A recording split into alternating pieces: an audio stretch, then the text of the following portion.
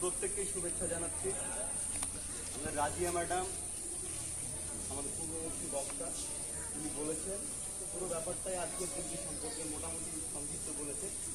আর বিস্তারিত আলোচনার কোনো ব্যাপার নেই। সেটা হচ্ছে যে আমরা প্রত্যেকেই জানি, ভারতবাসী হিসাবে আমরা, এটা আমাদের অত্যন্ত গর্বের এবং আনন্দের দিন যে আমরা স্বাধীনতা পেয়েছি। দীর্ঘদিন একটা ইংরেজদের অপশাসনের মধ্যে আমরা ছিলাম। সেখান থেকে আমাদের দেশের 10,000 যুবকরা তাদের দেশের রক্ত ফেলে দিয়ে, আমরা জানি সেসব বীর শহীদদের কথা, প্রত্যেককে এই আজকের এই পবিত্র দিবসে প্রত্যেককে আমরা শ্রদ্ধা নিবেদন করছি তাদের প্রতি।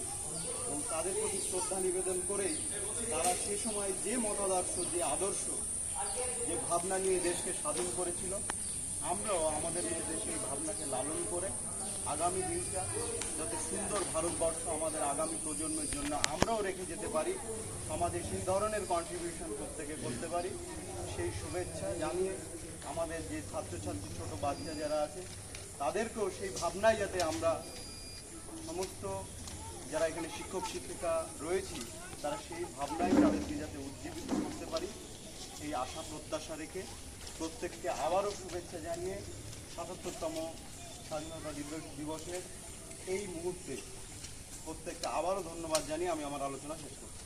ধন্যবাদ তৌহিদ ভাইকে।